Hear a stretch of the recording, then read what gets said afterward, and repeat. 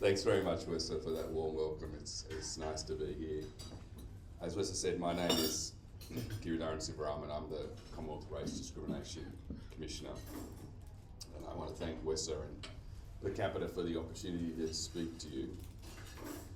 I also want to begin by acknowledging the Wurundjeri Woi-wurrung peoples, the traditional custodians of the lands on which we're meeting, and pay my respects to elders past and present, and to extend those to any Aboriginal and Torres Strait Islander people that might be here today. But I actually want to explain why I acknowledge I'm on country. I kind of feel that a lot of people just get up and say it now. It's just a recitation of words. It's just the thing you do because you don't want to look bad, or because you think, well, everyone else does it, so I'll do it. They don't really know why they do it. So I'll tell you why I do it. And I think it's particularly important because, as you, I'm sure, all were aware, in the last 2 years at Anzac Day ceremonies here in Melbourne, there have been neo-Nazis openly and brazenly heckling welcome to country by an Aboriginal elder, a veteran.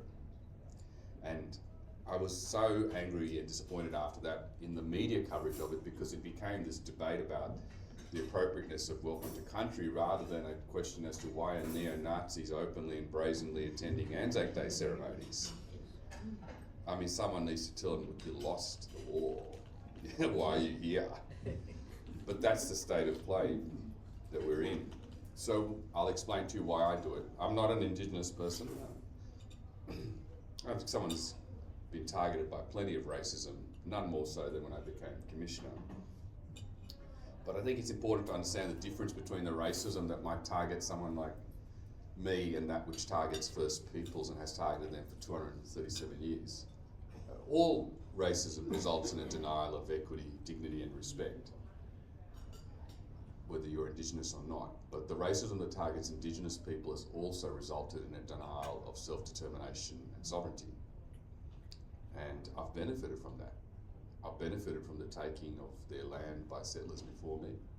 So I've benefited from racism towards First Peoples. That is why I think it's important for me to acknowledge that I'm on country.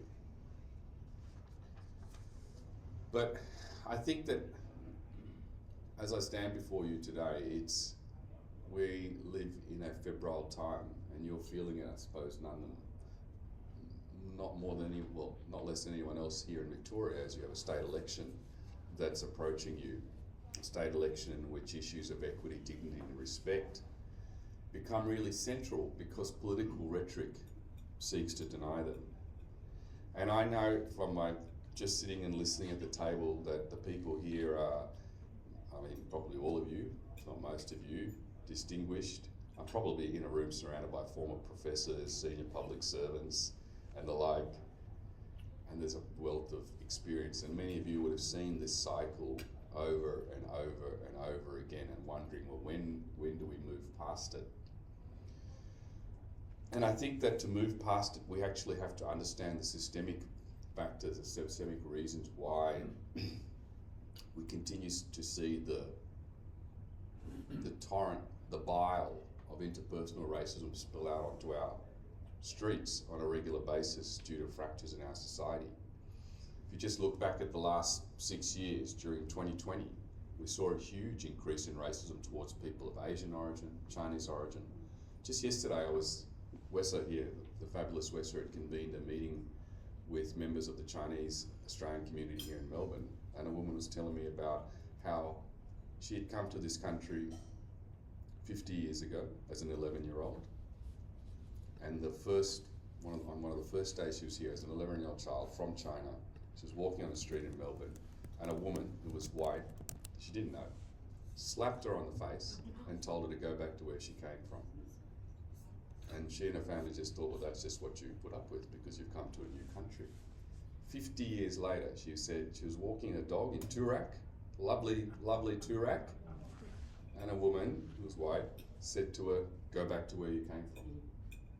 And she said, how is it that 50 years later I'm in exactly the same position that I was? How has it come back to this? And so, if we think about racism as just the here and now, we forget that the target keeps changing. And of course, Melina and Wes are here were, I think, part of,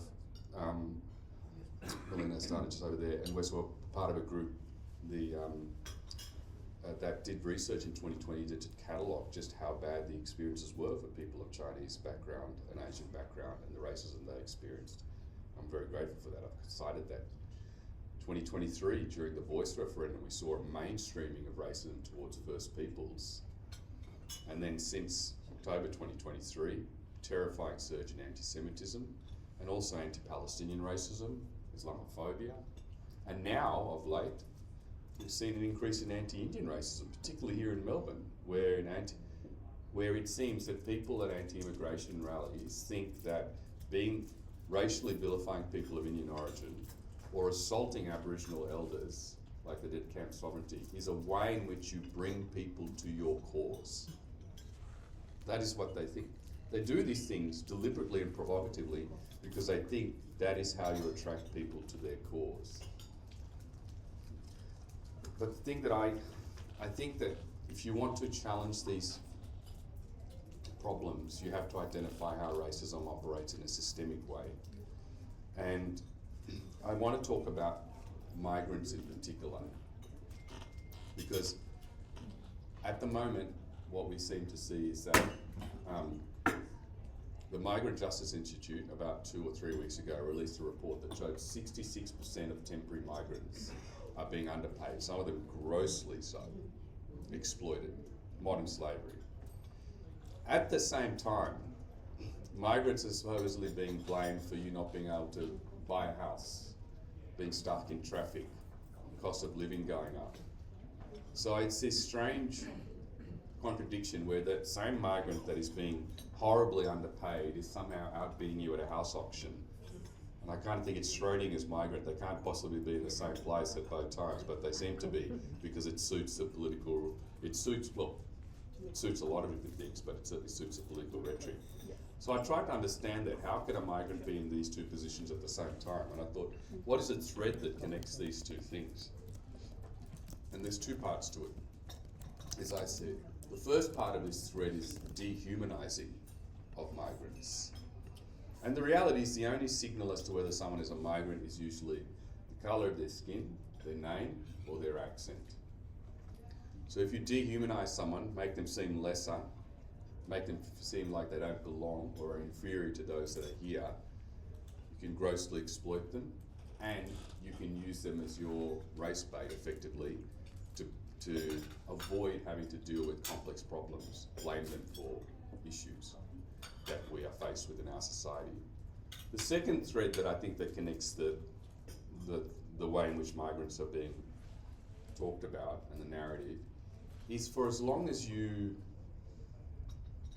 exploit the migrant and you blame them for complex problems like housing, cost of living, etc., you don't disturb the wealthy, or you don't disturb capital that's in the middle, those that accumulate wealth through exploitation, through the increase in house prices, through gorging on profits, through the increase of prices. I think it should be called the high prices crisis rather than the cost of living crisis, because there are some that benefit enormously from it. But they're not touched in all of this. They remain in control of wealth and power, whilst people of colour, usually, are being targeted on both sides. And I know that sounds a bit Marxist, but I was kind of hoping that would work with this crowd anyway. So, well, hoping it would work with Dennis anyway. But I want to tell you a story, just to try and bring this to light, because all of this is all nice in theory, but let me tell you a story, and it's a story, this is true. It's drawn from different experiences, but it's true. It's all drawn from the stories of about 100 workers I represented, 7-Eleven workers who were underpaid, and my team and I recovered nearly over $6 million in compensation for them. So this is a story of Raj. Can everyone hear me okay? Sorry. Yeah, okay. So Raj, that's a pseudonym. He's a qualified engineer in Nepal. He wants to distinguish himself from other engineers, so he applies for a postdoctorate course in Australia. He gets in, He's an international student, so he can't defer his fees, and they're high. The international student visa application for Australia is the highest in the world. So his family mortgages their home, they borrow money from relatives and friends, all of which is to support his education. And he arrives in Melbourne, needs to find work immediately because he's not eligible for any form of income support. It's really difficult to find jobs that recognise his overseas qualifications. Most want Australian experience, Australian qualifications. So even though he's a good qualified engineer, he can't get any work like that. And his visa restricts him to working 24 hours a week. And most of the job ads he sees are for full-time roles. When he applies, he doesn't even get an interview. So he's desperate to stay afloat because there is no more money coming from home. So he takes a job at 7-Eleven. But in doing that, he realises this isn't going to solve his problems. He's being significantly underpaid by his boss. He's getting paid $12 an hour, even though the award wage is is double that. He's on that reduced pay, he just can't survive on 24 hours a week. He starts suffering a neck injury at work because he's having to work so hard and lift heavy items. But his boss tells him, if you make a workers' comp claim, I'll sack you.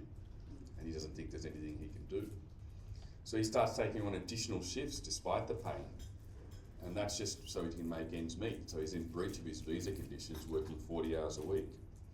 Now he's really struggling. He's struggling to balance work and study. He's feeling exhausted, he's feeling unwell. Fails one of his exams. So he's so worried about his situation, he raises the issue about wages with his boss because he knows he's being underpaid. But his boss says, if you do anything about this or report this to anyone, I'll tell the Department of Immigration and Border Control you've breached your visa conditions and you'll get deported because you worked outside of your hours. So he thinks his only option is to stay silent. As months pass, his situation becomes increasingly untenable. He misses classes, he fails exams. He goes and sees his tutor about getting some help. The tutor's advice is, maybe you should do an English proficiency subject. That might help you. So he's now anxious and scared, and running out of time, and decides, well, the only thing I can do is report the underpayment. Which he does, but then the threat from the boss materialises. Instead of focusing on his experience of exploitation, authorities focus on his visa breach. He gets placed in immigration detention and ultimately deported back to Nepal. And he returns home devastated. He doesn't have a degree, he doesn't have any money, his family doesn't have any money. He's shattered, his family is shattered. And the employer will do that whole thing, the same thing again. The thing is, in that story that I just told you, was at any point Raj subjected to interpersonal racism? Was he subject to slurs or name calling? No. What he experienced was the cumulative impact of racism embedded in systems and institutions. Death by 1,000 cuts. It's the racism that creates conditions that are ripe for exploitation, even slavery-like practices. It's racism that allows those practices to persist even through government policy. But the thing is, fighting for Raj's rights and helping Raj in his struggle is actually the fight for all of us. And let me be very direct on this. Just about everyone in this room I don't think has been the target of racism. I'm just pointing out the obvious, sorry. But that doesn't mean that the struggle against racism isn't yours or isn't something that will benefit you and the people around you and the society that you're in. And I think you know that. I think that's why you're probably here. So let me explain it to you in terms of Raj's circumstance. Let's say Raj has a colleague, Sam, Australian, who's lived in Australia his entire life, that performs similar work. Sam is getting the correct award wage of $26 an hour. And he's angry about losing hours to Raj because Raj is getting more hours. And he blames Raj as a migrant for allegedly taking jobs from Australians. But of course, in blaming Raj and then feeding into racism towards Raj, that going to help Sam? Not really. The fact of the capacity to drive down wages and create a false scarcity of work is enabled by the racism built into our migration system. In targeting Raj or in being racist towards Raj, that doesn't change any of the systemic issue in any way. That means Sam will lose hours and ultimately probably lose his job. On the other hand, if Raj is organised, as in if a union comes in and organises, or Raj's wages are lifted and he's paid the correct award rate, no longer can the employer drive down the wages and create a false scarcity of work. So that benefits Raj, that benefits Sam. It just means the employer can't be unscrupulous anymore. So targeting the systemic problem helps everyone. The racism hurts everyone but the boss, but the person with the power and the capital. And we know that when racism creates a category of workers that are inferior, it rationalises their exploitation. And I'm sure many of you would have read the really excellent in-depth coverage of palm workers that was in Fairfax on Sunday and Monday of this week. We can see that racism and capitalism can work very well together. I mean, and look, racism is a capitalist endeavour. The whole process of colonisation shows that. But if we come back to that story of Raj and Sam, and this is what happened in the 7-Eleven case, if a union got involved and took on the employer for exploiting migrants, Raj and many other migrant workers would feel safe to join the union, and they did. Many people like Raj did, which then meant the boss had to pay migrant workers at the right rate, and there were more hours to go around, and Sam got his shifts back. So the union movement, of course, also plays a critical role in terms of addressing inequity. But I think we see this dynamic of racism enabling exploitation, but also enabling the wealthy to stay wealthy in other areas. We see it in the myth of competition between migrants and true blue workers who, in terms of housing shortages or unequal access to opportunity. That keeps communities divided and distracted from the real causes of inequity. Who benefits from a housing system in which working people struggle to secure safe and affordable homes? Who benefits from an education system where opportunity depends on where you live and how much you can afford to pay? Answer is simple for both. The wealthy. It's in this society where we never talk about class, so we rarely talk about socioeconomic insecurity or inequity in a detailed way. That is who benefits from the way our systems are set up. And politicians who rely on division to win power and those who back them, they'll tell you migrants to blame, and they'll just target whichever community happens to be in their sights at the time. But where is the logic in believing that people who come to this country seeking a better life are somehow determined to make life harder for themselves and everyone around them? Where's the logic in believing that people who are struggling to make ends meet are doing so because they want to make it more difficult for working people to thrive? So, continue to focus on migrants means you allow the wealthy to escape policies that should be scrutinised, like corporate tax breaks, offshoring of jobs, unscrupulous lobbying of government. I'm sure most of you watched Four Corners on Monday night, without scrutiny. We have tried to tackle these problems in the National Anti-Racism Framework, which we launched nearly 2 years ago. And my advisor, Naz Jacobs here, was telling me, look, it's 2 years now, I don't know if you can keep talking about the fact that we just released the National Anti-Racism Framework. But that was the first ever whole of government, whole of society approach to tackling racism. We didn't want to do something which is what government seems to love to do, which is pit communities against each other and create a hierarchy of racism and a competition of resources where some get left behind. That's why our framework is about lifting everyone. But as I speak to you today, it's not even been endorsed by government. Forget about implementation. the response we get is that it's still under consideration, or it's too hard, or it's too big, it's too broad. And despite that, they were able to endorse in its entirety the Envoy Against Antisemitism's plan, and they have endorsed to some extent the Envoy Against Islamophobia's plan. But I think the problem with this continued approach of only working with some communities or supporting some communities is that you actually increase the racism towards those communities. You play into tropes about those communities, you pit communities against each other. And I think that the correct approach is to actually support all communities, work with all communities like we call for in the National Anti-Racism Framework.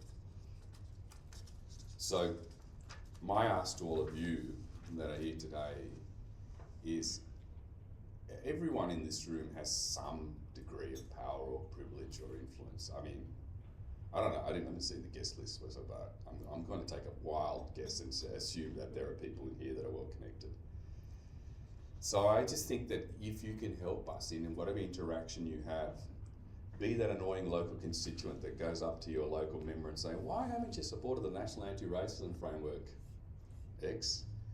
Be the one that agitates on behalf of us. We need to have all parts of our society unified in this, because ultimately what we are trying to do is build better systems and institutions. The purpose of anti-racism work is to make systems and institutions more transparent, responsive, and inclusive, and accountable for everyone. That should mean that a system or institution is responsive to you irrespective of race, but also class, gender, sexuality, age, disability. It should be a system and institution that is there for all of us, that allows all of us to participate and all of us to thrive. That is the purpose of anti-racism work. It is about making a better society for all of us, and I truly hope that you can help us on that journey. Thank you very much for the opportunity to speak today.